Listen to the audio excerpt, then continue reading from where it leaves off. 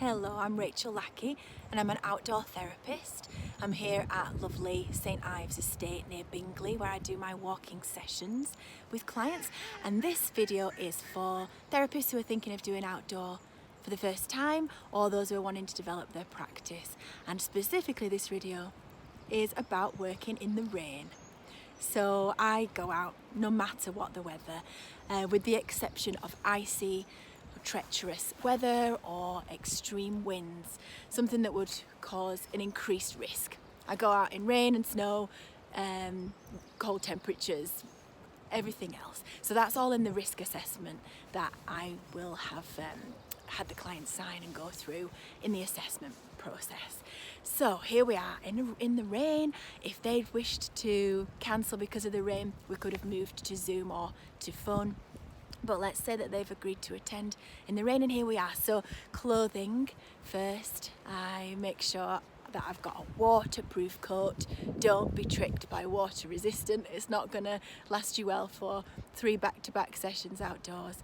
Having a hood will keep your head drier, but it means it's difficult to see the client or for them to see the full range of your facial expression. So I wear a hat. If it's a downpour, then I would use an umbrella. Make sure that you've got waterproof boots on. It's really muddy here when it gets rainy or snowy, and you will ruin your shoes or get your feet completely wet. So walking boots I would really recommend, and some therapists also use waterproof trousers. I'd say if you're going to do any more than 2 back-to-back sessions without being able to change clothes, then you're going to want to use those. One advantage of doing this work in the rain is that it tends to be quieter in these beautiful areas, so there's not as many people to negotiate with confidentiality, distancing, etc. So you'll have already included in your risk assessment things such as slips and trips and the increased risk of those when it's wet.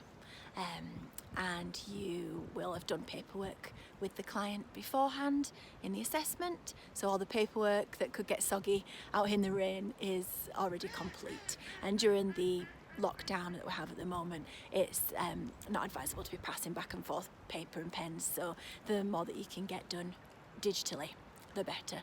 So apart from getting wet, being prepared for that eventuality, how can we use the rain to our advantage?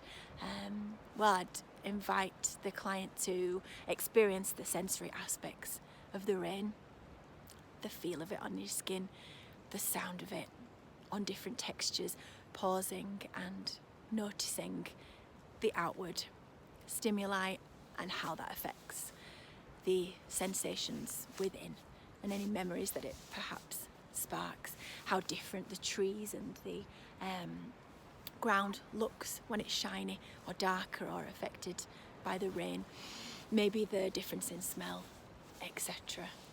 that it brings up. And apart from the ways that we can particularly connect to the weather and its effect on nature, we can have a normal session. And I hope that you'll enjoy the elemental nature of working with clients in the rain. I know I do. Thanks for listening to this video, and please share it if you found it helpful.